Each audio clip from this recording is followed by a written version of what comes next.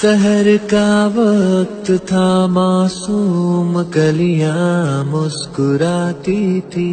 हवाएं खैर मकदम के तराने गुनगुनाती थी।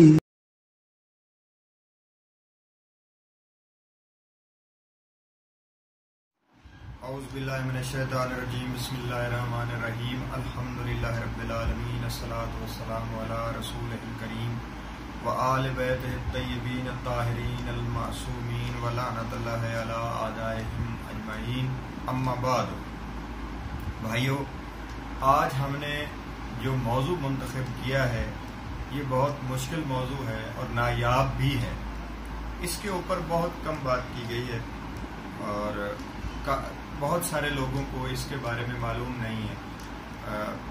शाह साहबान, आप और बहुत सारे दोस्त पूछते रहते हैं इस मौजू के हवाले से कि क्या होगा, और ये मौजू यकीनन इतना अहम है, इसका ताल्लुक हमारे अक़ीदत के साथ है, ये एक जहान है, तो उसके बारे में मालूमात बहुत ज़रूरी हैं, लेकिन इसकी मालूमात ना होने के बराबर है।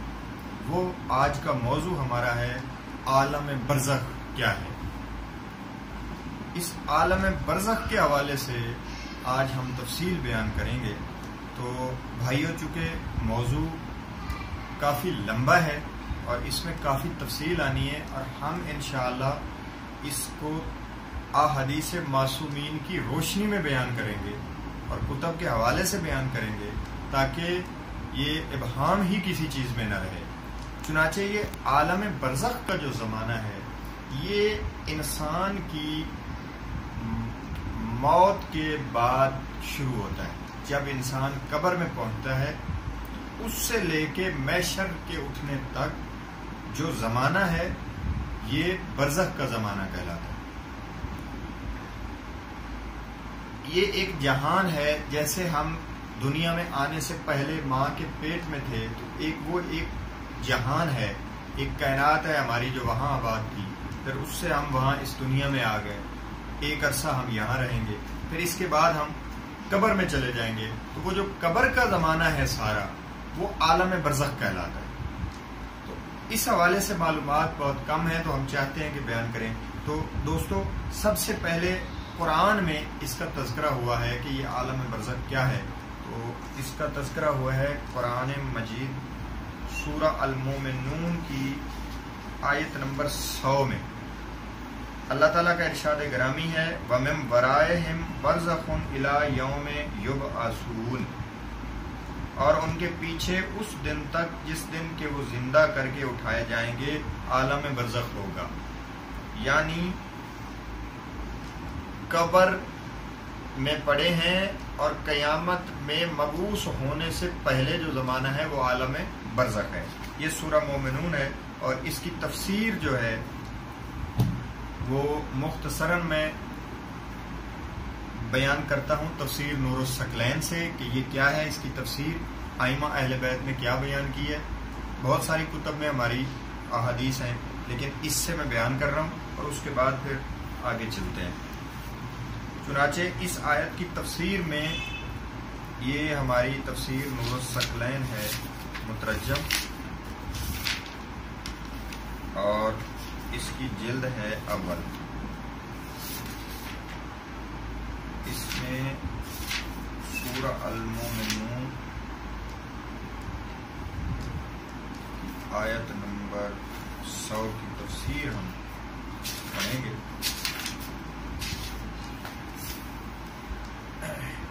चुनाचे इन्होंने नकल किया है तफसीर अली बिन इब्राहिम यानी तफसीर अल-कुम्मी से।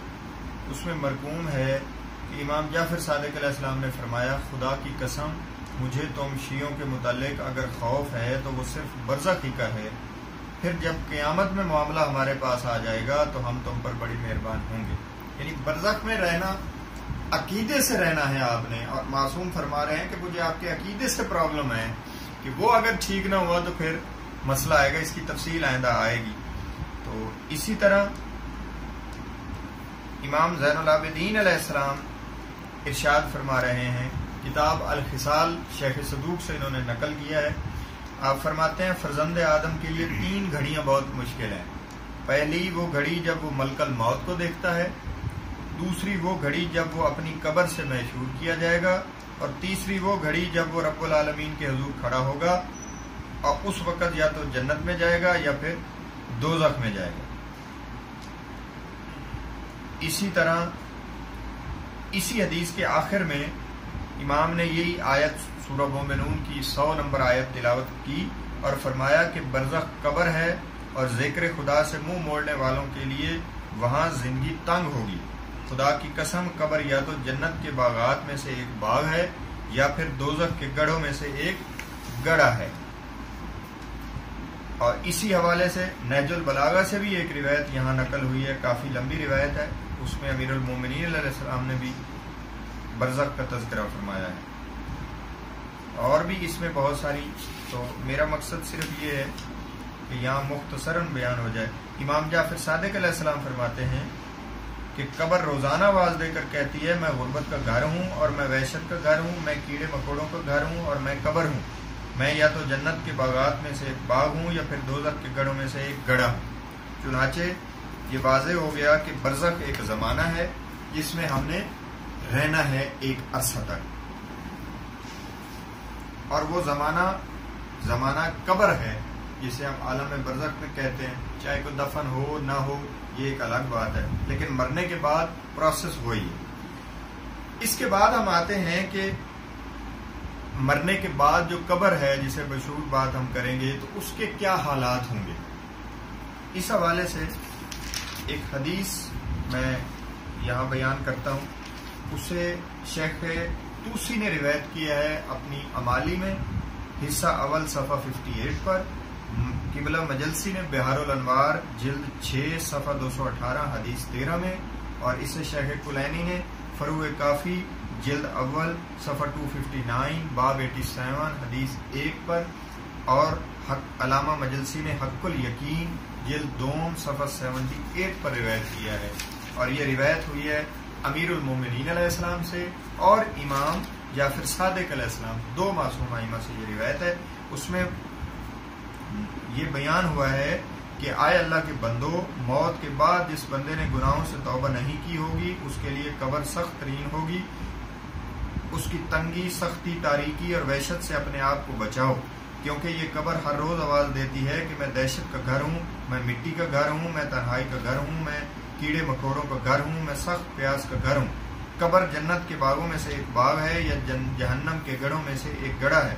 तहकीक जब मोमिन इसमें दफन किया जाता है तो ये कब्र उस मोमिन से कहती है, खुश आमदीद, तहकीक तुम इन लोगों में से हो जिनको मैं पसंद करती थी कि वो मेरे ऊपर चलें, बस मैं तुम्हें दोस्त रखती हूँ, मैं तुम्हारे साथ बुरासली कैसे कर सकती हूँ, बस वो तहद्दे निगाह वसी हो जाएगी। और जब काफिर इसमें दफन किया जाता है तो ये कब्र उससे कहती है कि मैं तेरे लिए मुबारक नहीं हूँ और ना ही तुझे खुश आमदीद कहूंगी, तू उनमें से है जिनको मैं नापसंद करती थी कि वो मेरी पुष्ट पर चलें। बस जबकि तुझे मेरे सुपुर्द कर दिया गया है, अब देखो मैं तेरे साथ क्या सलूक करती हूँ।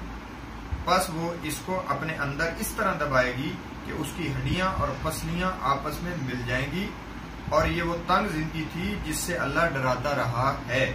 ये वो कब्र का अजाब है, क्योंकि काफिर पर कब्र में अल्लाह 99 अजदहे मुसल्लत करेगा जो उसके गोश्त को डसेंगे और उसकी हड्डियां तोड़ेंगे, और क़यामत तक के बाद उसके साथ बार बार ये सलूक करेंगे। अगर इन अजदाहों में से एक भी जमीन पर फूंक मार दे तो उस जमीन का सारा सब्जा जलकर राख हो जाए। अस्तगफिरुल्लाह, अस्तगफिरुल्लाह कि ये इतना बड़ा अजदहे हैं ये जो मुसल्लत किए जाएंगे। कब्र में उसको अजाब होगा जो बंदा काफिर है। और दूसरी रिवायत इस हवाले से हदीस फरूए काफी जिल्द अव्वल सफ़ा 233 बाब 22 हदीस 4 पे, शेख सदूक ने इल्ल शरह में सफ़ा 333 बाब 243 हदीस नंबर 1, और मजलसी किबला ने बिहारुल अनवार जिल्द 6 सफ़ा 215 हदीस 3 पे नकल की है। इमाम मोहम्मद बाकिर अलैहिस्सलाम फरमाते हैं कि जब कोई मरता है तो उसके साथ रखा हुआ जरीदा, वो जो शिया हजरात रखते हैं, मरते खजूर की टहनियाँ 2 साथ रखी जाती हैं कफन में, वो बुखारी में भी जिक्र हुआ है उनका कि वो रखी जानी चाहिए। बहरहाल ताज़ा रहता है, उससे अजाब हिसाब अजाब रुका रहता है और बड़ा अजाब एक दिन और एक साथ में होता है। यानी मकसद ये हुआ कि ये जो अजाब जारी रहता है, कुछ अमल ऐसे होते हैं जिनसे ये अजाब रुक भी जाता है। ये बरज़ख का जो अजाब है उसकी ये बात हो रही है। हम एक तफसील के साथ चलने जा रहे हैं। इसके बाद आ जाता है मरहला, ये जब तय हो गया कि कब्र में अजाब भी होगा, जजा भी होगी, रहमत भी अल्लाह की होगी, कब्र वसी भी हो जाएगी और तंग भी हो जाएगी। एक निजाम है, सिलसिला चलता रहेगा। तो उसके बाद सिलसिला कब्र में क्या होगा, वो है कब्र के सवाल और जवाब, कि कब्र में क्या सवाल और जवाब होंगे। इस हवाले से हम एक हदीस बयान करेंगे।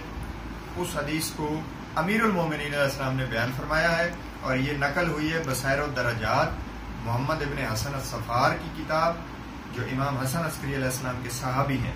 जिल्द इसकी 2 और जुज इसका 10वां है, सफ़ा 532, बाब 16, हदीस नंबर 9।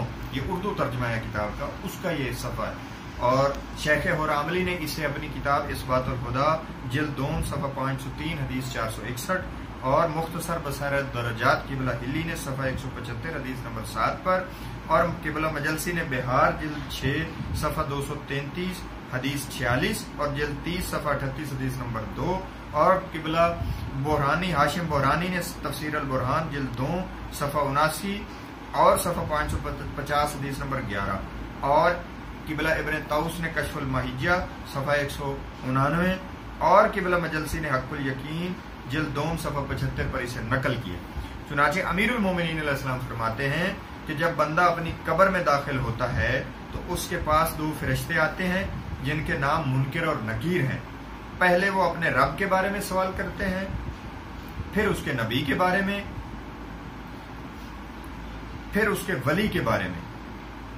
बस अगर वो जवाब दे दे तो निजात पा जाता है, और अगर आजिज आ जाए तो उसको अजाब देते हैं। जो अपने रब और नबी को तो जान ले मगर वली को ना जाने तो वो तज़ब्ज़ब में है और ना इधर है ना उधर है, और जिसे अल्लाह ही गुमराह कर दे तो उसका कोई रास्ता नहीं है। जिसने हम अहले बैत को ना पहचाना तो उसको अल्लाह की तौहीद और नबी की नबूवत कोई फायदा न देगी। जब रसूलुल्लाह से पूछा गया कि वली कौन है तो आपने फरमाया उस जमाने में, इस जमाने में तुम्हारे वली अली हैं और इसके बाद उनके वसी, और फिर ये सिलसिला इमाम ज़माना तक आएगा। ये बुनियादी हदीस है, इसमें अमीरुल मोमिनीन इस्लाम ने वाज़ेह कर दिया है कि वो सवाल पूछे जाएंगे अक़ीदत के मुतल्लिक़। तौहीद है, रिसालत है, नबूवत है, किताब क्या है, इस्लाम क्या है, ये बाकी सवाल बाकी हदीसों में आएंगे। तो ये पूछा जाएगा, और जो इनमें कामयाब हो गया वो राहत में चला जाएगा, कब्र वसी हो जाएगी, जन्नत की नसीम उसमें आएगी। लेकिन जो फेल हो गया उसके लिए वो अजाब आ जाएगा और कब्र तंग हो जाएगी। और इसमें ये वाज़ेह हो गया कि एक लाजमी क्वेश्चन वली का है, विलायत का जो है वो जरूरी है। दूसरी हदीस इसमें आई है काफी से, जो हम नकल हुई है जिल्द अव्वल सफ़ा 355 बाब 86 हदीस 12, और किबला मजलसी ने नकल किया है इसे जिल्द 2 सफ़ा 79 के ऊपर। इसमें इमाम जाफर सादिक अलैहिस्सलाम फरमाते हैं कि जब मोमिन कब्र में जाता है तो 2 फरिश्ते मुनकिर और नकीर दाखिल होते हैं और उससे सवाल करते हैं कि तुम्हारा परवरदिगार कौन है। वो कहता है कि अल्लाह। वो पूछते हैं कि तुम्हारा दीन क्या है, वो कहता है इस्लाम। वो पूछते हैं तुम्हारा नबी कौन है, वो कहता है मोहम्मद सल्लल्लाहु अलैहि वसल्लम। वो कहते हैं तुम्हारा इमाम कौन है, तो वो कहता है अली इब्न अबी तालिब अलैहिस्सलाम। उस वक्त आसमान से मुनादी निदा करता है कि मेरे बंदे ने सच कहा, बहिश्त का फर्श उसकी कब्र में बिछाओ और बहिश्त का एक दरवाजा उसकी कब्र में खोलो और बहिश्त का लिबास उसको पहनाओ ताकि वो मेरे पास आए और जो कुछ हमारे पास है वो उसके लिए बेहतर है। तब फरिश्ते उससे कहते हैं कि नौ दामाद की मानंद सो रहा हो, यानी जो नया दामाद बनता है उसकी तरह सो रहा हो, और ऐसी नींद सो जिसमें ख्वाब परेशानी नहीं होते। और जब मैयत काफिर हो तो मुनकिर नकीर उसकी कब्र में दाखिल होते हैं, इस सूरत के खिलाफ जिस सूरत में मोमिन के पास आते हैं। उसको बिठाते हैं और उसकी रूह को कमर तक वापस करते हैं और पूछते हैं तेरा रब कौन है। ये सुनकर वो घबरा जाता है और कहता है कि मैंने लोगों को कहते सुना है कि खुदा है, यानी लोगों से मैंने सुन रखा है कि मेरा रब जो है वो खुदा है। फरिश्ते उससे कहते हैं कि तुझे हरगिज मार्फत नहीं है। इसी तरह नबी और इमाम के बारे में पूछते हैं, वो ऐसा ही जवाब देता है। उस वक्त आसमान से आवाज आती है कि मेरा बंदा झूठ कह रहा है, इसकी कब्र में आग का फर्श बिछा दो और उसको आग का लिबास पहनाओ और जहन्नम का एक दरवाजा उसकी तरफ खोल दो ताकि मेरे पास आए, और जो मेरे पास है उसके लिए बदतर है। इस हालत से फिर 3 मरतबा आग का गुर्ज उसको मारते हैं। ये 2 कैफियतें यहाँ भी आई हैं। इसके बाद फिर इमाम जाफर सादिक अलैहिस्सलाम की हदीस नकल हुई है, फरूए काफी जिल्द अव्वल सफ़ा 350 बाब 86 हदीस 1-4। ये एक ही तरह की हदीस है और इसको नकल किया किबला मजलसी ने बिहार की 6ठी जिल्द सफ़ा 260 हदीस 97, और ये नकल हुई है तफसीर नूरुस सकलैन जिल्द 6 सफ़ा 102 के ऊपर। इसमें इमाम सादिक फरमाते हैं कि कब्र में सिर्फ ईमान महज और कुफ्र महज के मुतालिक पूछा जाता है और दूसरी बातों को छोड़ दिया जाता है, यानी अकीदा पूछा जाएगा, कुफ्र महज और महज ईमान और कुफ्र का सवाल होगा और बाकी चीजें छोड़ दी जाएंगी। यानी अकीदा पूछा जाएगा और अमल का सवाल जो है वो मैशर तक मौखिर हो जाएगा, वो मैदान मैशर में पूछा जाएगा। इसी तरह एक और हदीस में इमाम जाफर सादिक अलैहिस्सलाम फरमाते हैं, ये फरूए काफी जिल्द अव्वल सफ़ा 353 बाब 86 हदीस नंबर 8, हक्कुल यकीन किबला मजलसी जिल्द 2 सफ़ा 72, बिहारुल अनवार जिल्द 6 सफ़ा 262 हदीस 103 और तफसीर नूरुस सकलैन जिल्द 6 सफ़ा 102 पर नकल हुई है। इमाम जाफर सादिक अलैहिस्सलाम फरमाते हैं कि कब्र में सवाल उसी से होता है जिसका ईमान खालिस होता है और जिसका कुफ्र खालिस होता है, और बाकी खल्क को छोड़ देते हैं और उनकी जानिब इतना नहीं करते। वो इस हुज्जत और इमाम के बारे में सवाल करते हैं जो तुम्हारे जमाने में होता है, यानी इमाम जमाना के बारे में पूछते हैं। मोमिन से पूछते हैं कि फला मिन फला, यानी इमाम जमाना के मुतल्लिक क्या कहता है। वो कहता है कि वो मेरा इमाम है। जब वो ये कहता है तो फरिश्ते उससे कहते हैं कि सो रहो, खुदा तेरी आंखों में राहत और आराम की नींद करार दे, और बहेश्त से एक दरवाजा उसके लिए खोल देते हैं जिससे नसीम बहेश्त तोहफा के साथ उस पर क़यामत तक बराबर चलती रहती है। और काफिर से सवाल करते हैं कि तू फला बिन फला, यानी इमाम जमाना के बारे में क्या कहता है। वो कहता है कि मैंने उनके बारे में सुना है लेकिन ये नहीं जानता कि वो कौन है।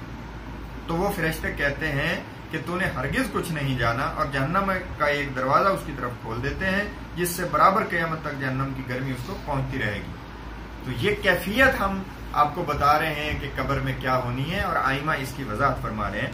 इसी तरह फिर इसके बारे में इमाम जाफर सादिक अलैहिस्सलाम फरमाते हैं, इसको नकल किया है शेख सदूक ने अमाली सफ़ा 242 मजलिस 49 हदीस नंबर 5, बिहार की जिल्द 6 सफ़ा 223 हदीस 23, और किबला मजलसी ने हक्कुल यकीन में इसे जिल्द 2 सफ़ा 146 पर नकल किया। इमाम जाफर सादिक अलैहिस्सलाम से रिवायत हुई है कि जिसने 3 चीजों का इनकार किया वो हमारे शियों में से नहीं है। नंबर 1 मेराज, नंबर 2 कब्र के सवालात, और नंबर 3 शिफात, महशर वाले दिन की शिफात। कब्र के सवालात इसमें हम जिक्र कर रहे हैं। इसी तरह इमाम अली रज़ा अलैहिस्सलाम की एक हदीस बयान हुई है, इसे इख्तियार मारफतुर रिजाल सफ़ा 742 हदीस 833 और बिहार जिल्द 6 सफ़ा 242 हदीस 62 और हक्कुल यकीन जिल्द 2 सफ़ा 75 के ऊपर नकल किया गया। रावी ने इमाम अली रज़ा अलैहिस्सलाम से पूछा कि अली बिन हमजा मर गए हैं, एक बंदे का नाम लिया कि वो मर गए हैं। तो उसने कहा हाँ। आप अलैहिस्सलाम ने फरमाया कि आग में दाखिल हुआ, क्योंकि उससे मेरे पितर बुजुर्गवार के बाद इमाम का सवाल किया गया। तो उसने कहा मैं किसी इमाम को नहीं जानता। तो उसको एक ज़रबत लगाई गई जिससे उसकी कब्र आग से भड़क गई। ये इमाम अलैहिस्सलाम ने जब रावी ने उस मरने वाले की बात की तो इमाम ने बताया कि उसके साथ कब्र में क्या हुआ, यानी मकसद क्या कि हमारे साथ कब्र में क्या होगा। इसके बाद एक हदीस आई है फरूए काफी जिल्द अव्वल सफ़ा 358 बाब 86 हदीस 15 और बिहार जिल्द 6 सफ़ा 266 हदीस नंबर 110। इसमें इमाम सादिक फरमाते हैं कब्र में 5 चीजों से सवाल होगा। क्या होगा जी? नमाज, ज़कात, हज, रोजा और हम अहले बैत की विलायत। विलायत कब्र की जानिब से इन 4 से कहेगी कि तुम में जो नक्स होगा मैं उसे पूरा कर लूंगा। यानी विलायत इन अमाल को कहेगी कि मैं जो कमी होगी पूरा कर लूंगा। और यहाँ ये बात की वजाहत कर दूं कि यहाँ नमाज पढ़ने के मुतालिक सवाल नहीं हो रहा, यहाँ नमाज के ऊपर अकीदा रखने का सवाल किया जाएगा कि क्या आप नमाज को मानते थे या नहीं। जो बंदा नमाज का काफिर है, नमाज से इनकार करता है, वो कब्र में इस सवाल के बाद अजाब में मुब्तला होगा।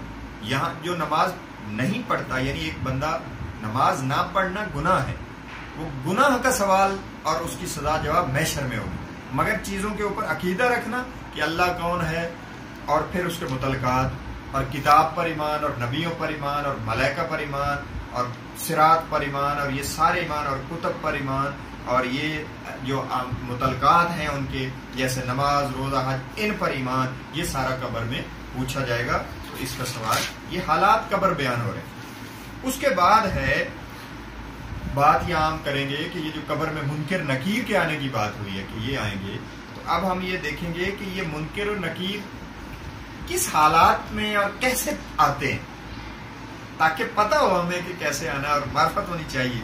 तो इस हवाले से हदीसें बयान की गई हैं। फरूए काफी जिल्द अव्वल सफा 354 बाब 86 हदीस नंबर 10, और इसे क़िबला मजलसी ने नकल किया है जिल्द 6 बिहार जिल्द 6 सफा 262 हदीस नंबर 105 में। और ये रिवायत की गई है इमाम जाफर सादिक अलैहिस्सलाम से कि दफन के बाद कब्र में 2 फरिश्ते आते हैं, एक दाहिने हाथ पर होता है और दूसरा बाएं पर, और शैतान उसके सामने होता है, यानी बंदा देख रहा होता है शैतान को, जिसकी आंखें तांबे की होती हैं।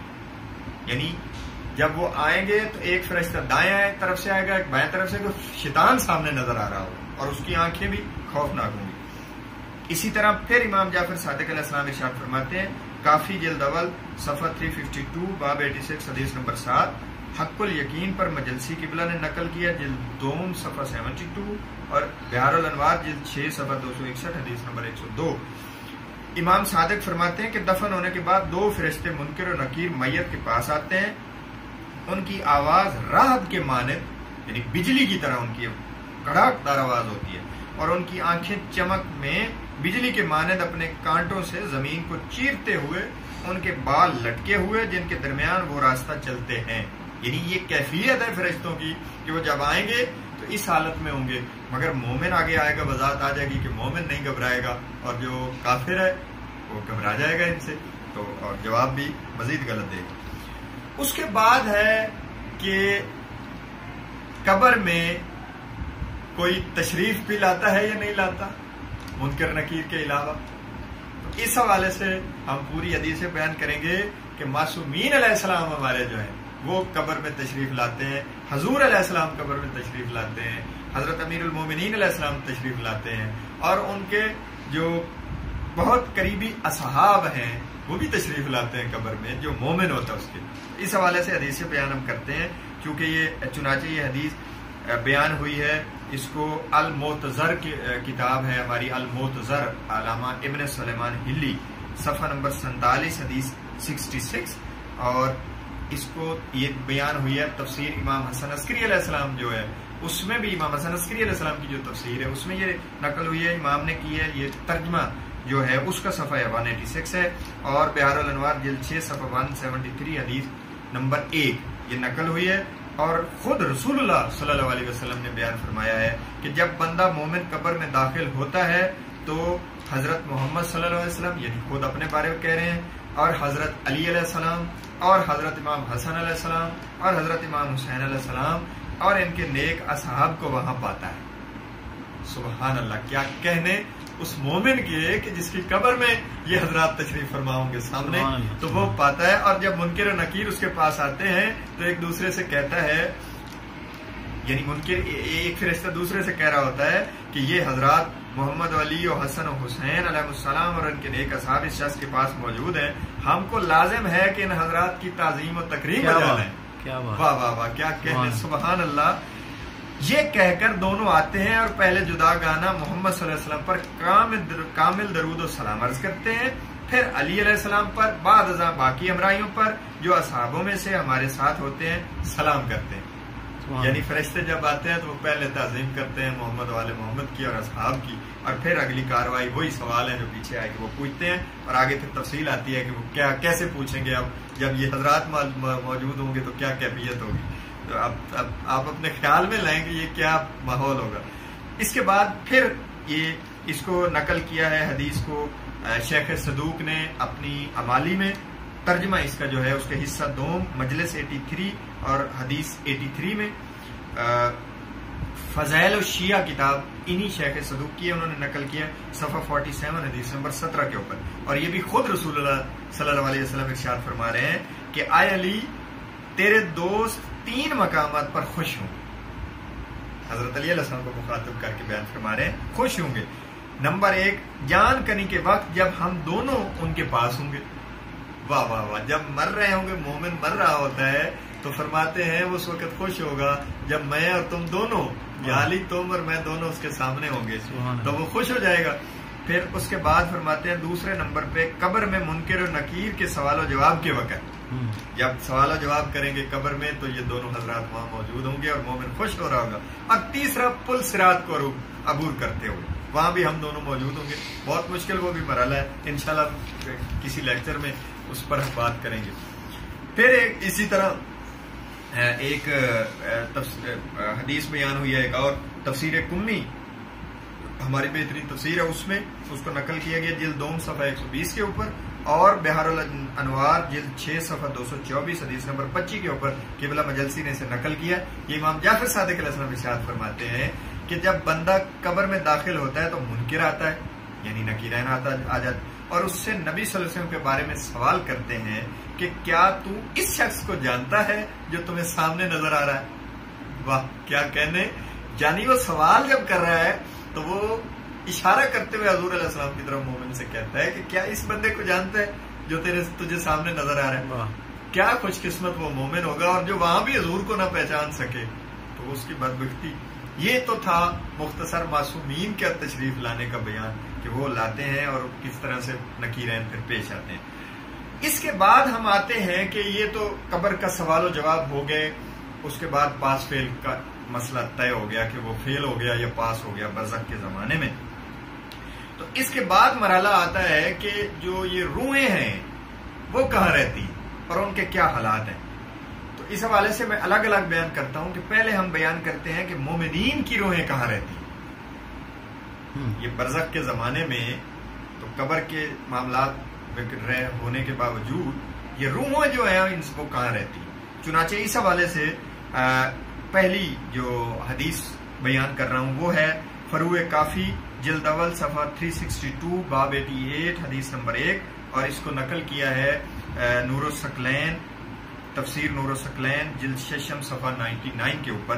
तो ये वाक़या है, जब्बा अरफी से मरवी है कि वक्त ज़ोहर मैं अमीरुल मोमिनीन अलैहिस्सलाम के साथ था। आप अलैहिस्सलाम वादी सलाम में ठहरे, गोया आप अलैहिस्सलाम लोगों से बातें कर रहे थे। जब मैं खड़े खड़े थक गया तो मैं बैठ गया, और जब बैठे बैठे उकता गया तो फिर खड़ा हो गया, मगर फिर वही पहली सी सूरत। फिर बैठा, जब थक गया तो फिर खड़ा हुआ। आखिर मैंने अपनी चादर बिछाई और कहा, ऐ अमीरुल मोमिनीन, आप खड़े खड़े थक गए होंगे, थोड़ी देर आराम कर लीजिए। आप अलैहिस्सलाम ने फरमाया, आया जब्बा, ये मोमिनों से बातचीत थी या उनसे मुवानसत थी, यानी मोहब्बत थी जो मैं बातें कर रहा था। मैंने कहा, अमीरुल मोमिन, क्या ऐसी बात हो रही है? आपने फरमाया, हाँ, अगर तुम्हारी आंखों के सामने से पर्दे हटा दिए जाएं तो तुम गिरोह के गिरोह आपस में मोहब्बत से बातें करते हुए पाओगे। मैंने अर्ज किया, ये इज्साम है या अरवाह है? आप अलैहिस्सलाम ने फरमाया, अरवाह है। कोई मोमिन जहां कहीं भी मरता है उसकी रूह से कहा जाता है कि वादी सलाम में चली जा, बेशक वो जन्नत के मकामों में से एक मकाम। ये वादी सलाम उधर का अपना इराक में मौजूद है।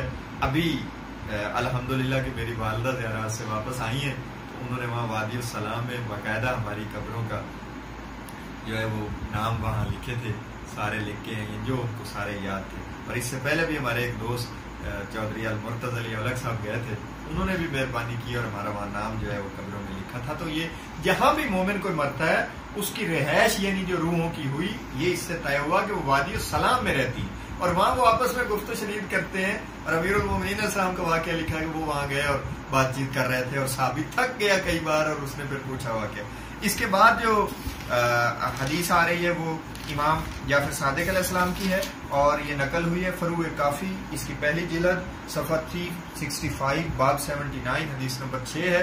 और किबला मजलसी ने इसे नकल किया है हक्कुल यकीन जिल्द 2 सफ़ा 65 पे और तफसीर नूरुस सकलैन जिल्द 6 सफ़ा 101 पे भी नकल हुई है।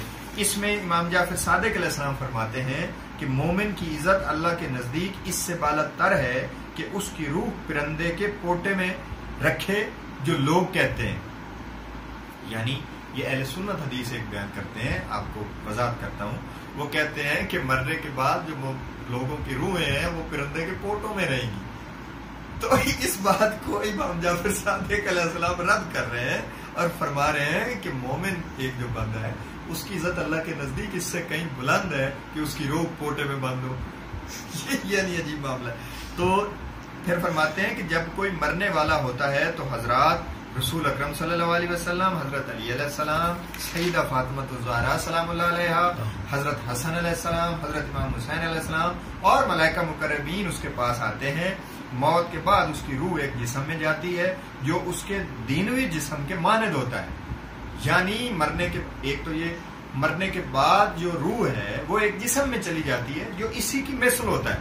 जो दुनिया में जिस्म है इसी की मिसल होता है, मगर ये वजन रखता है वो वजन नहीं रखता। वो खाते पीते हैं, यानी वहां जो रूहें हैं वो उस जिस्म में होंगी, मिन्नोवान उसी जिस्म में, मगर होगा क्या, वो खाते पीते भी हैं और अगर कोई पास आता है तो उसे पहचानते हैं उसी सूरत में जो दुनिया में उसकी थी। यानी एक जहान है, जैसे इस दुनिया में आप देख रहे हैं एक जहान है और लोग यहाँ हैं, इसी तरह मरने के बाद जो बरज़ख का जमाना है उसमें भी अरवाह एक जिस्म में बंद है जो इसी की मानद है और इसी तरह लोग वहां एक दूसरे को जानते हैं और पहचानते हैं। तो इसके बाद जो हदीस आ रही है वो फरूए काफी जिल्द अव्वल सफ़ा 365 बाब 79 हदीस नंबर 5 और इसे नकल किया गया है तफसीर नूरुस सकलैन जिल्द 6 सफ़ा 101 के ऊपर और इसे शेख सदूक ने अपनी किताब मल्ला यज़रुल फ़क़िया जिल्द अव्वल सफ़ा 138 हदीस नंबर 593 के ऊपर नकल किया। और इसमें इमाम जाफर सादिक अलैहिस्सलाम फरमाते हैं कि जब कोई मोमिन मर जाता है तो अरवाह मोमिनीन जमा होकर उससे पूछती हैं कि कौन कौन मर गया और कौन कौन बाकी है। यानी जब बंदा कोई नया मर के वहां उस लोग जाता है वादी सलाम में जहां अरवाह इकट्ठी है तो वो आगे जो मौजूद है वो सारे उससे पूछ रहे होते हैं 10 जरा केड़ा को मर गया तो केड़ा जिंदा पिछले जान। ये तो मतलब है उन्होंने पीछे याद है सारी दुनिया तो की होता है। ए आगे वजाहत आ जाएगी कि वो रूहें कैसे आती हैं, अभी वो बयान होती हैं। तो वो पूछते हैं, उसके बाद फरमाते हैं अगर मालूम होता है कि कोई मर गया और उन तक नहीं पहुंचा तो कहती हैं वो हलाक हो गया। यानी जब उन्हें बताया जाता है कि फलां बंदा मर गया है लेकिन वो देखते हैं कि वो बंदा यहाँ तो नहीं आया तो उस वक्त वो कहते हैं वो हलाक हो गया, क्योंकि वो वादी सलाम में नहीं आया तो कहीं और गया और वो जहाँ जाता है वो आगे आता है। वो वादी बरूद का जिक्र आएगा कि वो कुफार की रूहें वहां रहती है। मोमिनीन की वादी सलाम और कुफार की वादी बरूद वो भी इराक में वही। तो वो कहते हैं जी कि वो हलाक हो गया और बाज से कहती हैं उसे छोड़ो ताकि वो सुकून हासिल करे मौत की सख्ती से जो इस पर गुजरी है। यानी वो जब सवाल पूछ रहे होते हैं ना तो कुछ फिर बीच में जो जैसे यहाँ दोस्त हैं वो फिर वो दूसरों को कह रहे होती हैं कि यार इन छो थक के आया है सह लैन दो सवाल रहन दो, वो यानी ये इससे बता। इसके बाद जी कुफार की रूहें जो मैंने अभी किया तो इसमें हदीस हम बयान करेंगे फरूए काफी जिल्द अव्वल सफ़ा 366 बाब 90 हदीस 3 और 4 और ये नकल हुई है तफसीर नूरुस सकलैन जिल्द 6 सफ़ा 102 के ऊपर। अमीरुल मोमिनीन साहब फरमाते हैं कि दोज़ख का बदतरीन कुआं बरहूत है जिसमें कुफार की रूहें रहेंगी। यानी वादी बरहूत में ये रूहें कुफार की रहेंगी और वो जहन्नम की एक जगह है। वादी सलाम जन्नत का एक टुकड़ा है जहां मोमिनीन रहेंगे। ये देख लें कि ये अकीदा का मामला चल रहा है, अभी अमल तो बाद में, ये अकीदे के ऊपर जन्नत में भी रह रहे हैं, जन्नत का एक टुकड़ा वादी सलाम और जहन्नम का एक टुकड़ा वादी बरूत उसमें रह रहे हैं। ये तो रूहों के रहने। इसके बाद हम थोड़ा सा बयान करेंगे और चंद हदीसें जिक्र होंगी कि ये जो रूहें हैं जैसे बयान हुआ इनकी जिंदगी कैसे है, ये कैसे गुजार रहे हैं और वहां इनका खाना पीना और बोल ये क्या करते हैं वहां। तो इस हवाले से हदीसें हम बयान करेंगे। पहली हदीस हम नकल करेंगे जो रिवायत हुई है, ये हक्कुल यकीन किबला मजलसी ने इसे किया है रिवायत जिल्द 2 सफ़ा 67 के ऊपर और बिहारुल अनवार जिल्द 6 सफ़ा 243 हदीस 67। ये हुआ है। और इसमें इमाम ज़ैनुल आबिदीन अलैहिस्सलाम इरशाद फरमाते हैं कि गुस्ल देते वक्त मोमिन की रूह से पूछा जाता है कि तेरे बदन में तुझको वापस भेज दे जिसमें कि तू थी, तो वो कहती है कि गम और नुकसान और बला को क्या करोगी। यानी जो रूह है वो जब निकल रही होती है तो तकलीफ में होती है, लेकिन जब निकल जाती है तो फिर जब उससे पूछा जाता है गुस्ल के वक्त कि क्या तुझे इसमें वापस डाल दें, तो वो इसको पसंद नहीं करती। वो कहती है नहीं, मैं जा रही हूँ वादी सलाम में, जन्नत में जाऊंगी, यहाँ फिर आऊं। ये एक जहान का तकाजा है।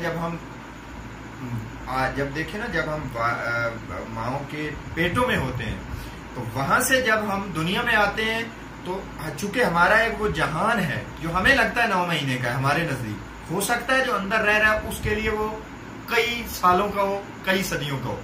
ये उसे पता है जो हमें मालूम नहीं है।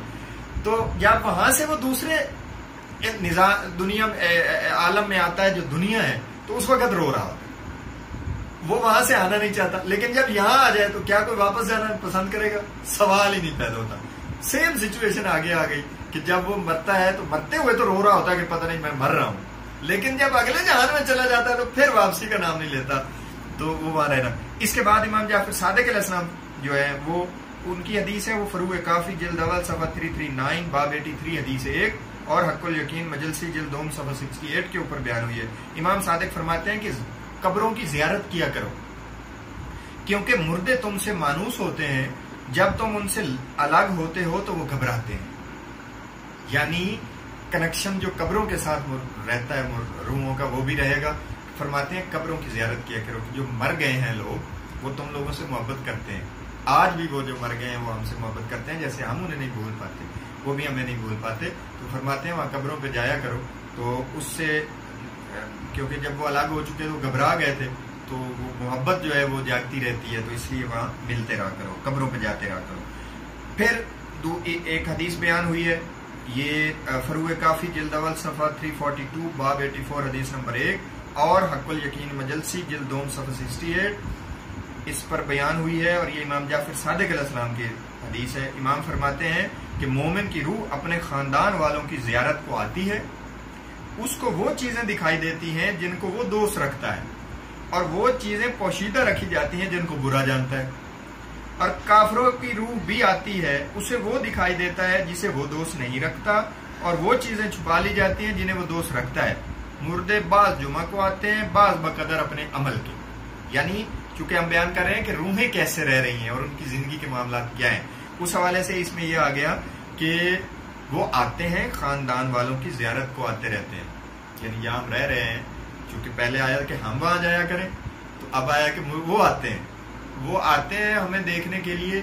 और जो मोमिन है चूंकि वो राहत में होता है, तो उससे अगर कुछ गलत भी हो रहा हो जिसे वो पसंद नहीं करता, वो छुपा लिया जाता है ताकि उसे तकलीफ ना हो, और उसे वो चीजें दिखाई पाती हैं घर में और अपने खान कि जो उसे पसंद है। और काफिर का इसके उल्ट हो जाता है ताकि उसे अजाब तकलीफ रहे, तकलीफ जो देना मुराद। तो आगे ये आखिर पे आगे कि वो बाज जुमा को आते हैं, बाज अपने अमल के हिसाब से आते हैं। यानी अगर अच्छे अमल रखता है, बेहतरीन अमाल है, तो वो चाहे रोज आए, और अगर बुरे अमाल है तो पता चले साल में एक दफा नंबर लगे, तो इस हिसाब से आना चलता रहेगा। वजाहत अगली हदीस में फिर आ जाती है। तो ये अगली हदीस नकल हुई है काफी जिल्द अवल सफा 343 बाब 84 हदीस नंबर 5 पे, और इसे मजलसी ने नकल किया जिल्द 2 सफा 68 के ऊपर हक्कुल यकीन में। इमाम अली रज़ा अलैहिस्सलाम ने इरशाद फरमाया है कि मोमिन अपने अहल से बाकदर अपने फजाइल के मिलने आता है, बाज हर रोज, बाज 2 रोज बाद, बाज 3 रोज बाद, मंजिलत वाला हर जुमा को आता है, चिड़िया या इससे कम वाले परिंदे की सूरत में। यानी छोटी सी बिल्कुल चिड़िया या उससे भी छोटे परिंदे की शक्ल में वो आता है। अल्लाह 2 फरिश्तों को उसके साथ भेजता है, वो उसे वो चीज दिखाते हैं जिससे वो खुश होता है, और वो चीज पोशीदा रखते हैं जिससे वो बुरा जानता है, फिर वो खुश खुश लौट जाता है। यानी वो आता है इसको परिंदे की शक्ल में, चिड़िया या उससे भी छोटे परिंदे, और वो आके वो चीजें देखता है, वही पिछली हदीस की तरह कि वो आता है, लेकिन आता अपने फजाइल के हिसाब से है। कुछ रोज आते हैं, कुछ दिन में, कुछ 2 दिनों बाद, कुछ 3 बाद, कुछ सालों बाद आते, मगर हैं सारे। इसके बाद जो हदीस बयान हुई है वो हम जिक्र करेंगे फरूए काफी जिल्द अव्वल सफर 343 बाब 84 हदीस 3 और हक्कुल यकीन किबला मजलसी ने इसे नकल किया है, जिल्द 8 है। और ये हदीस बयान हुई है इमाम मूसा काज़िम अलैहिस्सलाम से। इमाम मूसा काज़िम अलैहिस्सलाम फरमाते हैं कि मैयत अपने अहल खाना के अपने मर्तबा के मुताबिक हफ्ता में या एक महीना में या एक साल में खूबसूरत तायर यानी खूबसूरत परिंदे की शक्ल में देखने आती है और उनकी दीवार पर आकर बैठती है। अगर उनको खैर खूबी में देखती है तो खुश होती है, और अगर तकलीफ व परेशानी में देखती है तो मखसून व गमगीन होती है। यानी जो रूह है वो आती है घर में अपने मर्तबे के हिसाब से, और वो फिर देखती है कि वो अगर वो खुश हैं तो खुश होती है, अगर वो किसी परेशानी में मुब्तला है बेचारे तो वो फिर परेशान होती है। यानी आपके यहाँ इस दुनिया के इफेक्ट्स अगले जहान पे हैं, और उन लोगों के मामलात हमारे साथ हैं, अटैच हैं आज भी। फिर उसके बाद एक हदीस है, वो भी इसी हवाले से बयान हुई है। फरूए काफी जिल्द अव्वल सफा 364 बाब 89 हदीस 4 और बिहारुल अनवार किबला मजलसी ने इसे रिवायत किया, नकल किया है, जिल्द 6 सफा 269 हदीस नंबर 121। और ये तफसीर नूर सकलैन पर नकल हुई है, जिल्द 6 सफा 101। और ये हदीस बुनियादी जो किताब है उसमें है किताब अज़्ज़ुहद हुसैन बिन सईद अल अहवाज़ी सफा 138 बाब नंबर 16 हदीस नंबर 239। ये इमाम अली रज़ा अलैहिस्सलाम के सहाबी हैं, हुसैन बिन सईद अल अहवाज़ी, उनकी किताब में दरअसल ये आगे नकल हुई। उसमें इमाम जाफर सादिक अलैहिस्सलाम फरमाते हैं कि मोमिनीन की अरवाह जन्नती कमरों में मुकीम जन्नती ग़िज़ाओं और मशरूबात से लुत्फ़अंदोज़ हो रही हैं और एक दूसरे से मुलाकात कर रही हैं, और सब मिलकर कह रही हैं, आए परवरदिगार रोज़े क़यामत बर्पा कर दीजिए, चूंकि हमसे वादा किया गया है कि तुम ईमान पर कायम रहे तो इसकी जज़ा पाओगे। यानी जो आलम अरवाह में रूहें हैं वो क़यामत के इंतजार में हैं और दुआ मांग रही हैं क़यामत की कि उसे बर्पा कर, ताकि हम अपने हतमी मकाम की तरफ चलें। यानी हम, और वो जन्नती ग़िज़ाओं और जन्नती मशरूबात से लुत्फ़अंदोज़ हो रही है। यानी हम बयान कर रहे हैं कि जो अरवाह हैं उनकी जिंदगानी कैसे चल रही है वो।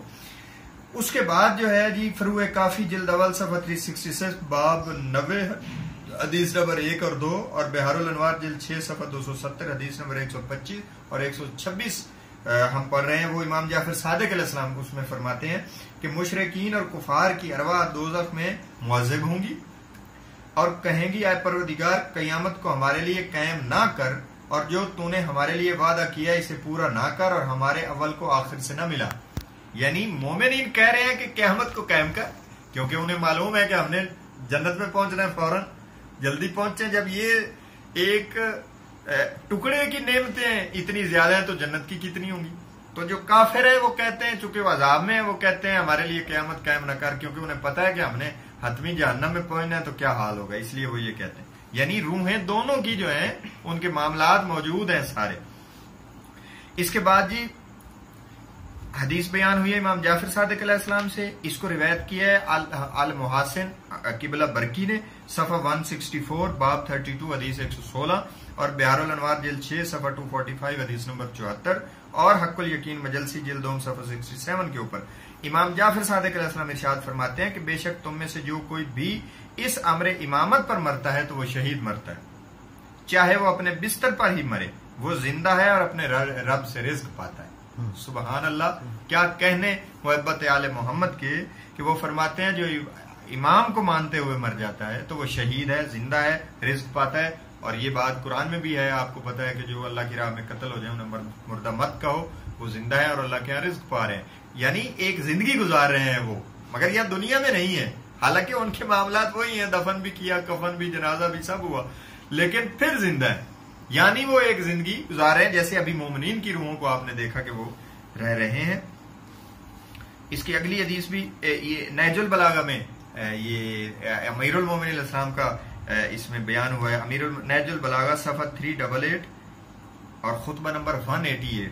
ये अमीरुल मोमिनीन इस्लाम फरमाते हैं, बिलाशुबा तुम में से जो शख्स अल्लाह और उसके रसूल सल्लल्लाहु अलैहि वसल्लम और उनके अहले बैत की मार्फत रखते हुए अपने बिस्तर पर भी मरे तो वो शहीद है और उसका अजर अल्लाह के जिम्मे है, और जिस अमल खैर की नीयत उसकी ने की है उस सवाब का मुस्तहिक हो जाता है और उसकी नीयत तलवार सौंतने के कायम मुकाम है। बेशक हर चीज की एक मुद्दत और मियाद हुआ करती है। ये हमने अमीरुल मोमिनीन साहब भी यही फरमा रहे हैं कि जो मोहब्बत रसूल और आले रसूल में मरे वो शहीद होता है, उसे मुर्दा नहीं कहते। यानी एक जिंदगी है अरवाह की जो वो गुजार रहे हैं, वो गुफ्तगू भी कर रहे हैं, मिल भी रहे हैं, आ भी रहे हैं, जा भी रहे हैं, हमारे साथ भी ठहर जाए, खा पी भी रहे हैं, इसी तरह से वो गुजारे। इसके बाद जो दीगर रोए मोमिन और काफिर जो मामला हो गया उनका तो हो गया, कुछ और रूहें भी इसमें की बात, कुछ और हालात भी इनके जो हैं वो बयान हुए हैं कुतुब में, जो अरवाह हैं कि वो कैसे रह रहे हैं। ये 2-3 हदीसें हम चाहते हैं कि ये भी, ताकि उसमें सारी फिर तफसील आ जाएगी। ये हदीस इमाम मोहम्मद बाकिर अलैहिस्सलाम की है और ये नकल हुई है फरूए काफी जिल्द अव्वल सफ़ा 367 बाब 91 हदीस नंबर 1 और हक्कुल यकीन मजलसी जिल्द 2 सफ़ा 87 और इसे नकल किया है साहिब तफसीर नूरुस सकलैन ने जिल्द 6 सफ़ा 103 के ऊपर। और ये इमाम मोहम्मद बाकिर अलैहिस्सलाम इरशाद फरमाते हैं कि रावी ने जब आपसे सवाल किया कि लोग कहते हैं हमारा दरियाए फुरात बहिश से निकलता है, ये कैसे है, हालांकि फुरात का पानी मगरिब से आता है और दूसरे चश्मे और नहरें इसमें गिरते हैं। आप अलैहिस्सलाम ने फरमाया खुदा की एक बहिश्त है जिसको मगरिब में खल्क किया है और तुम्हारे फुरात का पानी उसी जगह से बाहर आता है।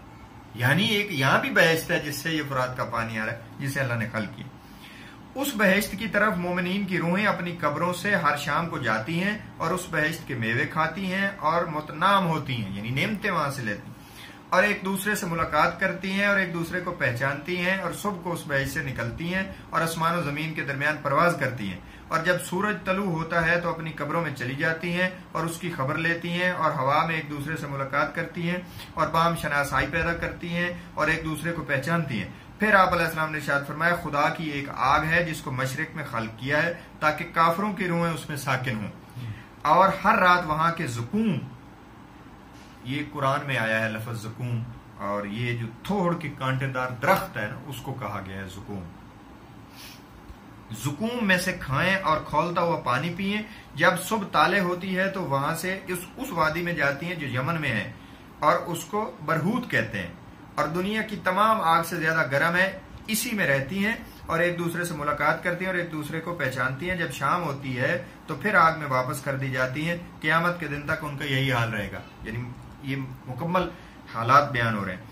फिर आपने फरमाया, रावी ने आप अलैहिस्सलाम से पूछा कि उस गुनहगार मुसलमान के गिरोह का क्या हाल होगा जो खुदा की वादानियत और जनाब रसूल खुदा की रिसालत के कायल हैं। इनमें से चंद जो मरते हैं और किसी इमाम का एतकाद नहीं रखते और आपकी विलायत को नहीं पहचानते, यानी इन लोगों का क्या हाल होगा जो तौहीद और रिसालत तो मानते हैं लेकिन इमाम को नहीं पहचान रहे, मार्फत नहीं इमाम की, तो फिर उनका क्या हाल। तो इमाम अलैहिस्सलाम ने इरशाद फरमाया वो अपनी कब्रों में रहते हैं, बाहर नहीं आते और इनमें से जिसके अमाल शाइस्ता होते हैं और उससे कोई अदावत ज़ाहिर नहीं हुई होती, उनकी कब्रों से एक रास्ता उस बहिश्त की तरफ खोल दिया जाता है जिसको खुदा ने मगरिब में खल्क किया है और उसमें क़यामत तक नसीम दाखिल होती रहती है। फिर खुदा उसके गुनाहों और नेकियों का हिसाब करता है तो बहिश्त में ले जाता है या जहन्नम में। यानी जो ऐसा बंदा है वो कब्र से नहीं निकलता, बाहर कोई उसको इजाजत नहीं है, वो वहीं रहता है और वहां उसके अगर अमाल अच्छे हैं और उसने दुश्मनी भी नहीं की हुई आइमा की, उस इमाम की, इमाम जमाना की और बाकी, तो फिर उसमें दरवाजा खोला जाता है जो यहाँ जन्नत अल्लाह ने मगरिब में खल्क की है और उससे नसीम उसे आती रहती है, यानी कि वो उसे अजाब से बचा रहता है और फिर अल्लाह क्या उसका हिसाब किताब शुमार करता है एक दिन और फिर अल्लाह फैसला करेगा कि ये जन्नत में जाना है या जहन्नम में जाना है। वो जो अल्लाह फिर चाहेगा उस पर करम कर दे तो किसी को एतराज नहीं है। इसके बाद फरमाते हैं इमाम अलैहिस्सलाम, वो खुदा के हुक्म पर मौकूफ होते हैं और यही सूरत मुस्तज़अफ़ीन, आहमकों और मुसलमानों के अतफाल और औलाद के साथ इख्तियार करता है, यानी जो कमजोर ईमान वाले लोग हैं और बच्चे हैं उनके जो मुख्तलिफ, तो उनके साथ भी यही हाल होगा। उन औलाद के साथ जो हद बलूग को नहीं पहुंची हैं और अहले किबला के नासबी लोगों के लिए जो अपने बातिल मजहब में तासुब रखते हैं, उनकी कब्रों से एक नकब उस आग की तरफ खोलते हैं जिसको मशरिक में खुदा ने खल्क किया है और उस आग के शोले, शरारे, धुएं, पीप और खून उनकी कब्र में पहुंचते हैं। ला हौल वला कुव्वता इल्ला बिल्लाह। उनकी कब्र में पहुंचते हैं, रोजे क़यामत तक ऐसा ही होता रहेगा। फिर उनकी बाज़गोश्त हमीम जहन्नम की तरफ होगी और वो आग में जलेंगे। फिर उनसे कहा जाएगा कि वो कहाँ हैं जिनको खुदा के अलावा पुकारते थे, तुम्हारा इमाम कहाँ है जिसको तुमने उस इमाम के अलावा इमाम करार दिया था जिसको खुदा ने लोगों का इमाम बनाया था। यानी फिर उनसे पूछा जाता है कि हाँ भाई दसो, जिन्हों अल्लाह बनाया सी ਉਹਦੇ इलावा किनू पुकार दे रहे हो, केड़ा इमाम खुद इमाम बना लिया वोटां नाल, किथे जे जिन्हों अल्लाह बनाया सी ਉਹਨੂੰ भी जरा सामने ले आओ, पता चले। वो तो है नहीं, तो इस वजह तो अज़ाब पे। इस तो अगली हदीस हुजूर अलैहिस्सलाम ने कुछ जो बयान फरमाया, हदीस रिवायत हुई है, इसको नकल किया गया है अमाली शेख सदूक हिस्सा दोम सफ़ा 260 मजलिस 69 और हदीस नंबर 2 में, बिहारुल अनवार जिल्द 6 सफ़ा 229 हदीस 33 और हक्कुल यकीन मजलसी जिल्द 2 सफ़ा 66 पे ये नकल हुई है।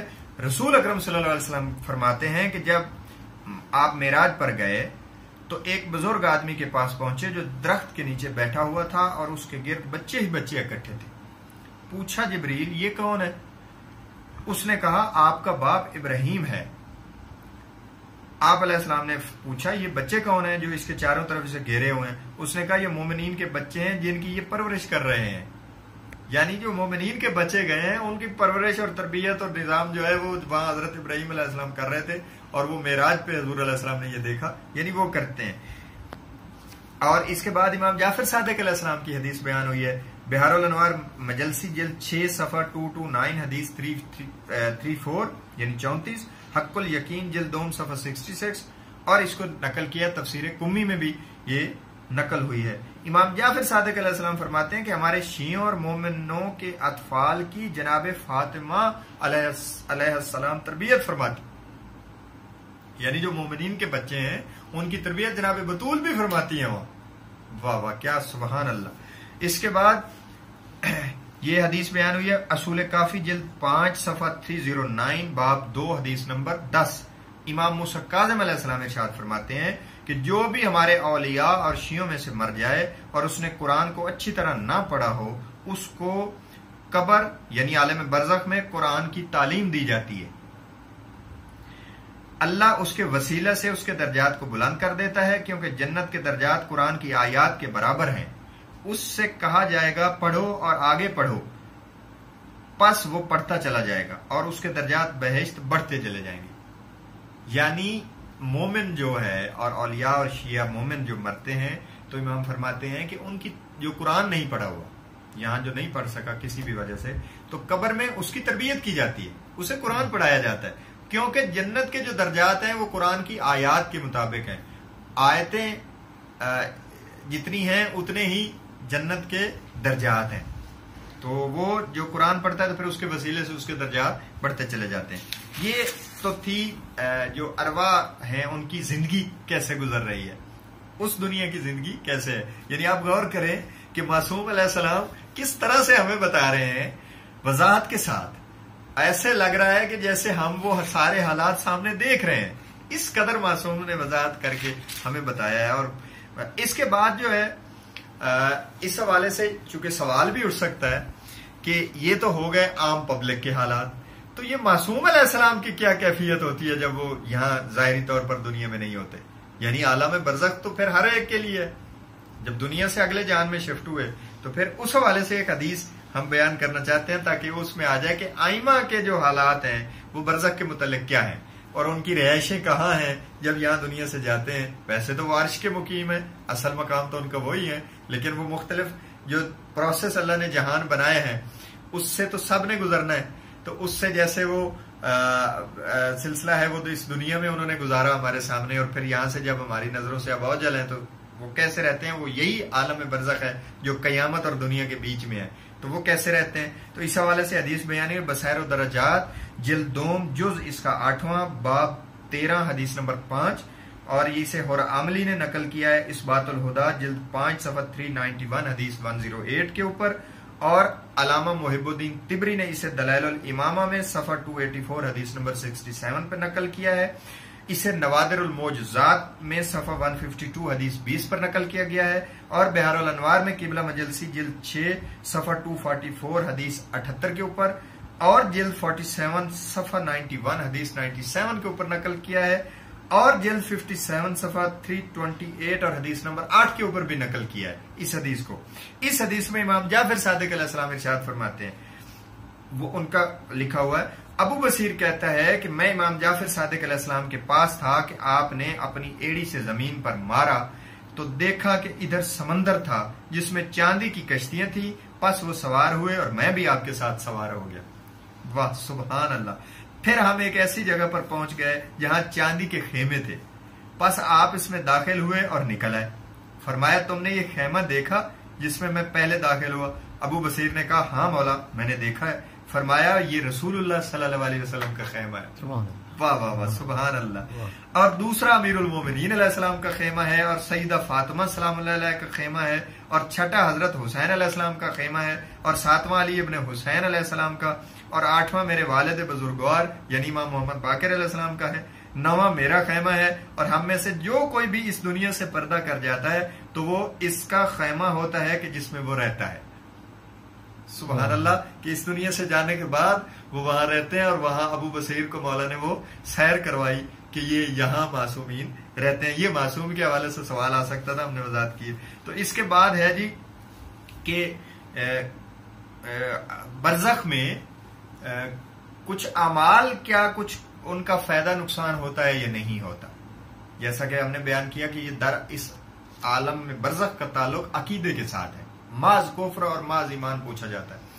जो अमाल करने ना करने के सवाल और जवाब है, यानी सवाब और गुनाह का मामला है, वो महशर को चला जाता है। लेकिन कुछ अमाल इसमें कार्रवाई कर सकते हैं या नहीं कर सकते, इस हवाले से चंद अहादीस जो है वो हम बयान कर देते हैं ताकि आपको वजाहत हो जाए। तो इसमें पहली हदीस जो हम बयान करेंगे वो अमाली शेख सदूक, पहला हिस्सा उसका तर्जमे वाला, सफा 112 मजलिस 9 और हदीस नंबर 7 है। बिहारुल अनवार मजलसी जो किबला ने जिल्द 6 सफा 294 हदीस 3 और 4, और शेख तूसी की अमाली हिस्सा अवल सफा 356 के ऊपर, और इसे शेख सदूक ने अल खिसाल सफा 83 बाब सोम हदीस 156 के ऊपर भी कुछ अल्फाज के फर्क से नकल की है। इमाम जाफर सादिक अलैहिस्सलाम इसमें इरशाद फरमाते हैं कि मरने के बाद इंसान तक 3 चीजों का अजर पहुंचता है। वो क्या है जी? कि उसने अपनी जिंदगी में जो भी नेक काम शुरू किया है और अपनी जिंदगी में उस पर अमल किया है तो मरने के बाद उसके असर पहुंचते हैं। यानी अगर कोई, जिसे हम सदका जारी आम जबान में कहते हैं कि कुछ काम किया है उसने कर दिया अच्छा काम, जैसे उसने कोई नलका लगवा दिया, को किसी और के लिए कोई जा नमाज मस्जिद में रखवा दी, कुरान मजीद खरीद के दे दिया, किसी गरीब की मदद कर दी, जो चलती रहती दुनिया तक काम को, अस्पताल बनवा दिया लोगों के लिए वगैरह वगैरह। तो इस तरह के अमाल का उसे आलम बरज़ख में फायदा होता है। हम चूंकि ये बता रहे हैं मौजू ये आ गया। दूसरे नंबर पे वो शख्स जो हिदायत के लिए को अच्छी रविश व सुन्नत कायम कर चुका हो और उसके मरने के बाद उसका अमल जारी रहेगा। यानी वो कोई ऐसा नेक अमल कर जाए, कोई किताब लिख जाए, आइमा अहले बैत की अहादीस का बयान कर जाए, जैसे हम कर रहे हैं। हमारी दुआ है कि मौला हमारा भी ये ऐसा अमल शुमार फरमाए।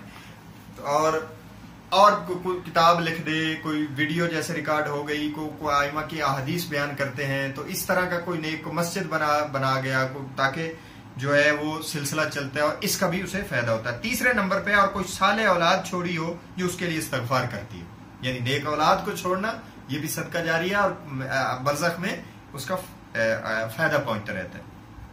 दूसरी हदीस इसमें आई है जी, फरूए काफी जिल्द 2 सफा 84 बाब 23 हदीस नंबर 7, और इसे बिहारुल अनवार जिल्द 6 सफा 244 हदीस 71 के ऊपर नकल किया किबला मजलसी ने। और दावात किताब है किबला कुतुब रावंदी की, सफा 276 हदीस 795 के ऊपर यह हदीस नकल हुई है। इमाम मोहम्मद बाकिर अलैहिस्सलाम फरमाते हैं कि रकू को मुकम्मल अदा करने वाले पर वहशत कब्र तारी नहीं होती। यानी अगर रकू जो बंदा मुकम्मल करे तो ये ऐसा अमल है कि जो उसे कब्र में, वैसे तो सवाब, इस नमाज का सवाब महशर वाले दिन जांचा जाएगा कि है कितना, कबूल है नहीं है, लेकिन रकू का जो मामला वो करेगा कि अच्छा मुकम्मल रकू करे तो वहशत जो कब्र में उस पर सख्ती थी वो नहीं होगी। इसके बाद अगली हदीस है जी, नकल हुई है अल मुहासिन किबला बरकी ने, इसे सफर 288 बाब 64 हदीस नंबर 432 के ऊपर, बिहारुल अनवार जिल्द 6 सफ़ा 234 हदीस 50 के ऊपर, और हक्कुल यकीन मजलसी जिल्द 2 सफ़ा 80 के ऊपर नकल हुई है।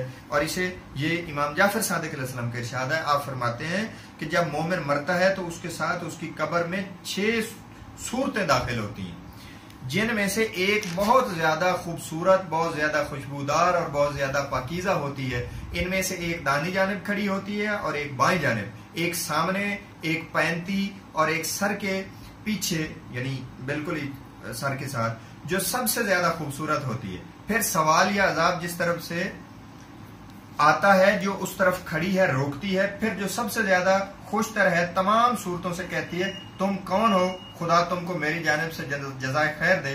दाहिनी जानिब की सूरत कहती है मैं नमाज हूँ, बाई जानिब वाली कहती है मैं ज़कात हूँ, सामने वाली कहती है मैं रोजा हूँ, और जो पीछे होती है कहती है मैं हज उम्रा हूँ, और जो पैंती होती है कहती है मैं मोमिन के वालिदैन के साथ नेकी और एहसान हूँ। फिर वो सब कहती हैं कि तुम कौन हो जो सबसे ज्यादा खुशबूदार, सबसे ज्यादा हसीनो जमील हो। वो कहती है मैं विलायत आले मोहम्मद हूँ। सुबहान अल्लाह, माशा अल्लाह, कि ये अमाल हैं, मुख्तलिफ साइडों पे मौजूद हैं, और वो जो एक दूसरे की कोई जो अजाब या कोई सवाल सख्त आ रहा है तो उसको रोक रहे हैं और मोमिन की मदद कर रहे हैं ये अमल, और उसमें आखिर पे उन सब की मदद फिर विलायत कर रही है, और आले मोहम्मद की, और खूबसूरत भी है, और ये सारा। उसके बाद हदीस बयान हुई है फरूए काफी जिल्द अव्वल सफ़ा 358 बाब 86 हदीस नंबर 13, और सवाबुल अमाल पर शेख सदूक ने इसे नकल किया सफ़ा 280 बाब 374 हदीस नंबर 1, और बिहार जिल्द 6 सफ़ा 265 हदीस 18 पर नकल हुई है। हक्कुल यकीन मजलसी जिल्द 2 सफ़ा 80 पर नकल हुई है। और इमाम जाफर सादिक अलैहिस्सलाम ने फरमाया इस हदीस में, जब मोमिन कब्र में दाखिल होता है तो नमाज उसके दानी तरफ होती है, ज़कात उसके बाईं तरफ, और नेकी उस पर साया किए होती है, और सबर एक तरफ होता है। जब फरिश्ते सवाल करते हैं तो सबर, नमाज व रोजा से कहता है तुम इसके पास से हट जाओ, अगर दोनों इसकी मदद करने से आजिज हो तो मैं मौजूद हूं। यानी अमाल वहां मदद करने के लिए मोमिन को मौजूद है, इसलिए ये अमाल बेकार नहीं होते, इन पर इनको किया करें। अब दुआ करें, हम करते हैं कि अल्लाह हर एक को नेक अमाल करने की तौफीक अता फरमाए। इसके बाद फरूए काफी जिल्द अव्वल सफ़ा 303 बाब 65 हदीस 6, और इसे नकल किया है शेख सदूक ने इलल शराय जिल्द अव्वल सफ़ा 337 बाब 255 हदीस नंबर 1, और हुरामली किबला ने इसे नकल किया वसाइल शिया जिल्द 2 सफ़ा 265 बाब नंबर 32 हदीस नंबर 2। ये मुतरज्जम है तीनों किताबें। इमाम जाफर सादिक अलैहिस्सलाम इस हदीस में फरमाते हैं कब्र पर पानी छिड़कने से अजाब कब्र दूर रहता है जब तक कि तरी बाकी रहती है। यानी वो जो पानी फेंकते हैं वो इसीलिए वो सुन्नत है वो फेंकना, क्योंकि वो जब तक तरी बाकी रहती है कब्र पर अजाब नहीं रहता। अगर वो उस पर कोई अजाब होना है तो वो साकित रहता है। तो ये कुछ अमाल हैं जो मदद आते हैं आलम बरज़ख में। फिर अगली हदीस आल मुहासिन किबला बरकी की सफ़ा 60 बाब 74 हदीस 94, बिहार जिल्द 6 सफ़ा 230 हदीस 36, हक्कुल यकीन जिल्द 2 सफ़ा 83 के ऊपर नकल हुई है, और ये इमाम जाफर सादिक अलैहिस्सलाम की है। फरमाते हैं जो शख्स जुमा के रोज मरे उसके लिए फिशारे कब्र से आजादी लिख दी जाती है। यानी ये ऐसा दिन है, सरदार है जुमा तमाम दिनों का, उस दिन मौत आए तो फिशारे कब्र अगर होना भी है या मौजूद था, सवाल और जवाब यानी उस साकित कर दिए जाते हैं। इस बंदे को डायरेक्ट अगले मकाम पे पहुंचा दो। इसी तरह कुछ अमाल हैं जिन पे अजाब होता है, जैसे हम एक ये इलल शरह पे शेख सदूक ने नकल किया है जिल्द अव्वल सफ़ा 340 बाब 262 हदीस नंबर 4 में, और हजूर अलैहिस्सलाम ने इसमें फरमाया है कि अपने घर वालों से अच्छा बर्ताव ना करना कब्र में फिशार का सबब बनता है। यानी और दूसरी इसी बाब की हदीस नंबर 3 जो है वो रसूलुल्लाह सल्लल्लाहु अलैहि वसल्लम ने फरमाया मोमिन ने जो नेमतें जाया की हैं उसका किफारा फिशार कब्र है। यानी नेमतों को जाया नहीं करना। यानी यहाँ कुछ अमाल ऐसे हैं जिनसे आलम बरज़ख में नुकसान और फायदा होता रहता है। ये हमारा था कि कुछ अमाल जो हम अच्छे करते हैं आलम बरज़ख में भी फायदा है, लेकिन सवाल और जवाब जो इसका सवाब और जजा और सजा है वो महशर वाले दिन होगी, अमाल की, अकीदे की यहाँ मिलेगी। इसके बाद जो ये आलम बरज़ख है इसके बारे में कि ये कितने अरसे पर मुहीत है, आलम बरज़ख कहाँ से शुरू होता है और कहाँ खत्म होता है, ये इस हवाले से 3 अहादीस हमने जमा की हैं तो ये पहली हदीस रिवायत हुई है फरूग काफी जिल्द अव्वल सफ़ा 361 बाब 87 हदीस नंबर 3, और इसे नकल किया है किबला मजलसी ने जिल्द 6 सफ़ा 267 हदीस नंबर 115, और इसे किबला हाशिम बोरानी ने अपनी तफसीर अल बुरहान जिल्द नंबर 3 सफ़ा 120 हदीस नंबर 2, और इसे सैयद अहमद मुस्तनबत ने नकल किया अल कतरा मिन बिहार जिल्द 2 सफ़ा 77 हदीस नंबर 402, और किबला मजलसी ने हक्कुल यकीन जिल्द 2 सफ़ा 84 के ऊपर, और तफसीर नूर सकलैन जिल्द 6 सफ़ा 95 के ऊपर यह हदीस रिपोर्ट हुई है। इसमें इमाम जाफर सादिक अलैहिस्सलाम फरमाते हैं कि हमारे तमाम शिया खुदा की कसम सब बहिश्त में होंगे, चाहे उनके जिम्मा गुनाह कबीरा ही क्यों ना हो। वाह सुबहान अल्लाह, माशाअल्लाह, कि हमारे तमाम शिया जो हैं वो जन्नत में होंगे चाहे उनके गुनाह कबीरा भी क्यों। वो रोजे क़यामत पैगंबर वाजिबुल इताअत और उनके वाजिबुल इत्तबा वसी की सिफारिश से दाखिल बहिश्त होंगे, लेकिन मैं उन शियों के लिए बरज़ख के अजाब से डरता हूं, और बरज़ख वो कब्र है कि जिसमें मौत से लेकर कयामत तक कयाम होता है। यानी इमाम फरमाते हैं कि जन्नत में जो जाएंगे, अल्टीमेट जो थ्योरी है वो ये है कि इन्होंने जन्नत, क्योंकि इनका अकीदा है, अकीदा इनका मजबूत है। वो कैसे है, और गुनाह इनके होंगे चाहे कबीरा हूं चाहे सगीरा हूं, वो बख्शे जाएंगे हजूर अलैहिस्सलाम से की सिफारिश और अमीरुल मोमिनीन की सिफारिश, जो रिवायत में है कि ये सिफारिश से हम बख्शवा लेंगे। लेकिन कब्र में जो अकीदा आलम में बरज़ख में है उस पर हम कुछ नहीं कर सकते। उससे हम अगर अकीदा लेके आओगे तो बरज़ख में बच जाओगे, अगर नहीं लेके आते तो कोई सिफारिश नहीं होने वाली। यहाँ अकीदे के ऊपर मामला चलना है, लेकिन मैशर में गुनाहों के ऊपर हम सिफारिश करेंगे। इसके बाद फिर इमाम जाफर सादिक अलैहिस्सलाम फरमाते हैं, ये रिपोर्ट हुई है हदीस तफसीर अल कुम्मी जिल्द 2 सफ़ा 94 के ऊपर, तफसीर नूर सकलैन जिल्द 6 सफ़ा 95, बहरुल अनवार जिल्द 6 सफ़ा 214 हदीस नंबर 2। ये इमाम जाफर सादिक अलैहिस्सलाम का फरमान है। फरमाते हैं, मुझे अगर तुम शियों के मुतल्लिक़ खौफ है तो सिर्फ बरज़ख का है, फिर जब क़यामत में मामला हमारे पास आ जाएगा तो हम तुम सब पर बड़े मेहरबान होंगे। यानी ये आलम बरज़ख का साथ एक तो ये हो गया ना कि अकीदा इसमें जरूरी है बरज़ख में। इमाम अलैहिस्सलाम फरमा रहे हैं कि मैशर में तो हम सिफारिश करेंगे अमाल की, अकीदे की नहीं है।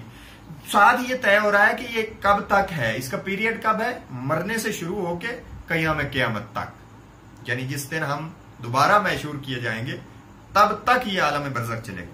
तीसरी हदीस में इसमें इमाम अली रज़ा अलैहिस्सलाम से, और ये रिपोर्ट हुई है कुलैनी ने इसे रोजा अल काफी सफा 247 हदीस 346 पे नकल किया है। ये तर्जमे की हम हवाला दे रहे हैं। बिहारुल अनवार जिल्द 53 हदीस सफा 89 हदीस 87, और अल कतरा मिन बिहार सैयद अहमद मुस्तनबत, ये भी मुतरजम की बात कर रहे हैं, जिल्द 2 सफा 245 हदीस 549। इसमें ये बयान हुई है, इसमें हसन बिन शाहजान ने इमाम अली रज़ा अलैहिस्सलाम से मुखालफीन की अजियत व आजार के मुतल्लिक शिकायत की। यानी जो बाकी लोग उसको दे रहे थे, जो शियों को देते हैं, आपको पता ही है क्या करते हैं ये लोग, हमारा हुक्का पानी खामखा बंद किया होता है इन्होंने। तो इस हवाले से वो उस वक्त भी था, तो जो हसन बिन शाहजान ने इन्होंने इमाम अली रज़ा से ये शिकायत की, तो आपने फरमाया, खुदा ने हमारे दोस्तों से अहद व पैमान लिया है कि अहले बातिल की हुकूमत के दौर में सब्र व इस्तकामत को अपनाना पेशा बनाए, सब्र व इस्तकामत को अपना पेशा बना लें, यानी सब्र करें, शुक्र करें। पस परवरदिगार के हुक्म की खातिर सब्र करें, और जब तमाम मखलूक के सरदार हजरत कायम आले मोहम्मद अलैहिस्सलातु वस्सलाम ने कयाम किया तो कहेंगे, अफसोस है हम पर किसी ने हमें हमारी मरकदों से निकाला है, ये वही खुदावंद रहमान का वादा है। ये आयत है सूरह यासीन 52, इसमें बयान हुई है। यानी कि फरमाया कि तुम जो है वो सब्र शुक्र करो जब तक के इमाम जमाना आ जाएंगे। तो फिर उस वक्त ये लोग जो आज हमारा हुक्का पानी बंद कर रहे हैं, ये उस वक्त कह रहे होंगे कि हमारे साथ आज क्या हो गया, और फिर वो कह रहे होंगे कि आखिर में हमारे कब्रों से किसने निकाला है। तो ये है आलम बरज़ख के मुख्तसर हालात, जो मासूम अलैहिस्सलाम की ज़बानी हमने अब तक पहुंचाने की कोशिश की है। हमें उम्मीद है कि आपको बहुत मजा आया होगा, और आपने इसमें बहुत चीजें, आपने अकीदा भी आपने बेहतर किया होगा, और हम भी इस पर मजीद तहकीक जारी रखे हुए हैं। हमने जो किताबें बयान की हैं, ये हमने, चूंकि मैं किताब लिख रहा हूँ अकायद के मुतल्लिक, अहकाम दीन बाज़बान, अकायदुल मोमिनीन बाज़बान चहारदा मासूमीन, तो उसमें मैंने ये सारे अकायद जमा किए हैं। तो उस हवाले से ये बार बार सवाल हो रहा था कि आलम बरज़ख जो है ये क्या है, तो इसको मैंने बयान किया है। ये जो कुतब हमने बताए हैं, ये चूंकि इतनी ज्यादा दिखा नहीं सकते थे, वीडियो बहुत लंबी हो जाती, तो इतनी ज्यादा दिखानी बिल्कुल मुमकिन न थी, इसलिए मैं सिर्फ हवाला जात देता गया हूँ। अगर कोई देखना चाहे तो वो कभी भी हम हाजिर हैं हर वक्त दिखाने के लिए। ये हमारी अहदीस हैं और क्या खूबसूरत आइमा ने हमें बयान कर दिया है। आलम बरज़ख ऐसे एक वो जैसे ना वीडियो एक सामने चल रही हो, एक फिल्म जैसे देख के बंदे को कहानी आ जाती है, ऐसे उन्होंने बयान करके हमें बता दिया कि आलम बरज़ख क्या है। तो दोस्तों, आलम बरज़ख का ताल्लुक अकीदे के साथ है। आलम बरज़ख में बचने के लिए और आलम बरज़ख को बेहतर करने के लिए अपने अकायद को बेहतर करें। जो अकीदा मोहम्मद और आले मोहम्मद ने हमें दिया है वही अपनाएं, उससे आगे ना बढ़ें और उससे पीछे ना रहें। तो ये हमारे इंशाअल्लाह कामयाबी का सबब बनेगा। हम दुआ है अल्लाह रब्बुल इज़्ज़त के हुजूर कि हमें सही अकीदा नसीब फरमाए और हमारा खात्मा बिल ईमान हो। वमा अलैना इल्लल बलागुल।